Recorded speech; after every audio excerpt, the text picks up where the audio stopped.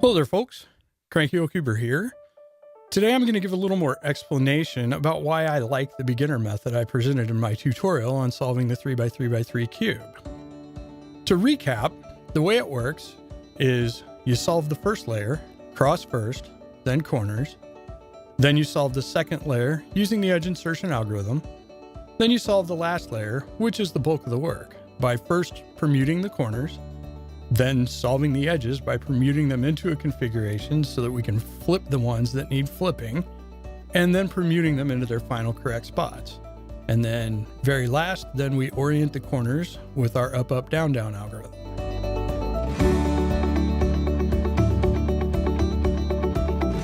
So the first reason I like this method is because I feel it promotes problem solving in cube sense. The normal speed solving methods rely on quick pattern recognition and associations of those patterns with algorithms. One can actually learn to solve the cube without knowing how the algorithms move the cubies around. For instance, of the 21 PLL or last layer permutation algorithms, I only know how the pieces move around on about half of them. I know how all 7 of the 2-look PLLs work because I learned from their diagrams rather than by pattern recognition. Interestingly, I'm actually slower at recognizing them than I am in the rest of the cases. I know T-perm because, well, it's my favorite perm. And I know Y-perm, but I backed into Y-perm because of the 2x2x2 cube, and that's one of the last layer algorithms you use a lot on the 2x2x2. And I know F-perm because I noticed it's much like the T-perm, but swaps the other pair of edges. The rest, I always have to look up, even though I can recognize and execute them correctly. I think starting with a smaller but versatile toolbox encourages the type of problem solving I find fascinating. This type of problem solving requires knowledge above and beyond the rote application of algorithms to a set of known cases, though, which is what I presented in my first tutorial.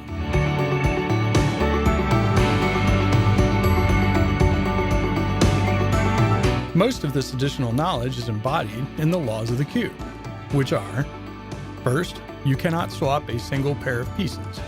All swaps must involve a multiple of 2 pairs. You cannot flip the orientation of a single edge. All edge flips must come in pairs. You cannot twist a single corner. There's a little more to it because corners have 3 possible orientations. Because I mostly only twist corners on the last layer, I think about them in 6s. If you just do up, up, down, down on a single corner, it takes 6 of those to return the cube to its original state. This means that on the last layer, you can twist 0, 2, or 3 corners with 6 up, up, down, downs, and you can twist 4 corners if you do 12 up, up, down, downs. As an aside, I did not discover those laws. I read about them on Ryan Heise's website, which covers them in even more detail. I'll put a link to that resource in the description. So with those laws, and just a few algorithms in your toolbox, the 3x3x3 cube is pretty easy to solve without a lot of memorization.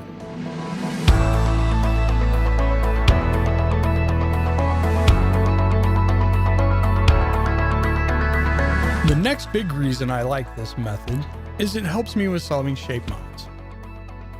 There are a lot of shape modifications of the 3x3x3 cube.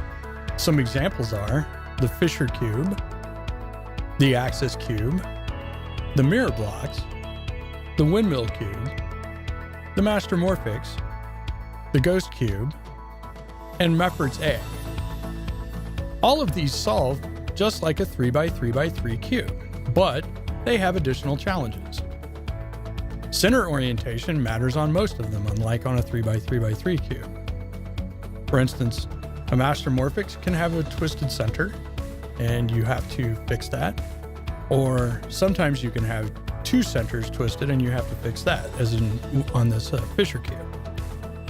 Some of them have pieces whose orientation is not evident. This can cause the initial appearance that the laws of the cube have been violated, but I assure you they have not. For instance, this Fisher cube seems to have one unoriented edge instead of, 2 or 4 or 0, but this is because I have an edge in upside down and there's no way to tell that. So you just have to go, oh, I see that I have an edge flipped here, and that must mean that I have an edge in the middle layer upside down, so we'll pull it out, put it back in right side up, and that'll fix it. The master morphics can appear to have a single twisted corner, but this is because of the 4 corners on a layer, 2 of them you can tell what the orientation is because they have 3 separate colors on them. And the other one is all one color and you cannot tell which way it is oriented. So if you ever see on a master morphics a single corner rotated, you also have one of the ones that you can't tell. It also must be twisted. Some higher order morphics puzzles, such as the 4x4x4 Mega Morphics, have identical pieces that will result in an apparent solved state, but with a single center rotated 90 degrees. Though this state is not possible on the 3x3x3 Master Morphics, it is only detectable on the Mega Morphics when doing the last layer after the puzzle has been reduced to a 3x3x3. Also, most of these puzzles shapeshift. They leave their initial shape as they are scrambled. And so, instead of being cubes, they're all kinds of weird things. We can take a look at some of these. We got the Master Morphics. We got the Axis Cube. We got the Ghost Cube. We got the Windmill Cube. And we got the Mirror Blocks. So, why do I use this method for shape mods? Well, on some of them, first layer corner insertion is just simplified. Puzzles like the Ghost Cube, Mirror Blocks, and the Meffert's Egg, it's difficult for me to visualize the correct orientation of the corner when it's in the, any layer other than the bottom layer. So for me, it really is easier just to do sexy move on a corner until it's in there right. I permute the corners first on the last layer, particularly on higher order puzzles where center orientation matters, like the Mega Morphics, which is the 4x4x4 Master Morphics. This helps me detect a false equivocation before getting too deep into the solve. For some reason, I hate going back and redoing stuff I already did, so I like to detect that as early as I can. On the 4x4x4 Mega Morphics, if all corners are correctly permuted relative to each other, but the center is twisted 90 degrees, I know there's still a problem somewhere in the already solved parts of the puzzle. So this means I have a false equivocation where I have 2 identical center pieces swapped. A similar thing can happen on the Fisher time wheel with the centers, and the detection method is the same. If all the corners are correct relative to each other, but the center is twisted 90 degrees, I have a false equivocation problem, which means I need to swap a couple of pieces. And the same kind of similar thing can happen on the 5x5x5 Master Morphics puzzle, the Ultra Gigamorphics as I call it. It's not exactly the same, but you will have a problem where you get all of your corners in that thing correct with relation to each other, but the center is twisted 90 degrees. And so, same fix, swap pieces around, and it should fix itself. Now, since I've gone to all the trouble to permute the corners, I use an edge flip algorithm that doesn't move the corners around the way CFOP OLL algorithms do. But there is a slight drawback with this edge flip algorithm.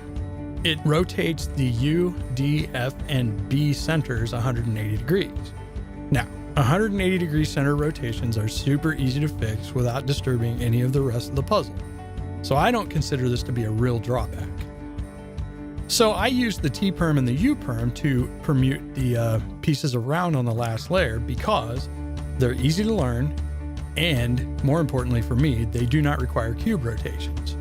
Cube rotations are at the top of my list of things I hate doing when I'm solving a shape mod because I get lost in the middle of whatever it is I'm doing and I can't figure out where my bottom is anymore. So I try to do a minimum number of cube rotations while I'm solving the more confusing shape mods.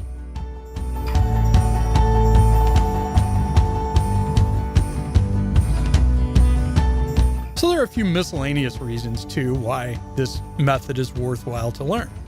One of them is it should give you a small jump in learning CFOP because the U-perm and the T-perm are both useful to know in CFOP. I also think intuitive F2Ls should be easier to learn if you already understand how corners and edges move around while you're solving the first 2 layers. Also, if you want to move on to other puzzles, particularly the Megaminx, you can do almost all of the Megaminx with the stuff you've already learned. The beginner's edge insertion algorithm is super useful, and I use it a lot. Now on a Megaminx, the last layer is a little weird. However, that last step, orient the corners, also done with up, up, down, down. So, there's a bunch of tools that you're going to get learning this method that you'll be able to use on other puzzles. Hopefully that gives you a little more insight into why I think this method is a good one, and not really just for beginners.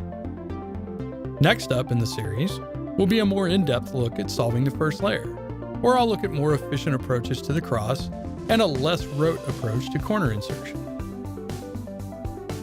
If this video was helpful to you at all, please consider hitting that like button and leaving a comment below. And if you'd like to see more content like this, go ahead and hit that subscribe button. Thank you for watching, and we'll see you at the next video. Cheers.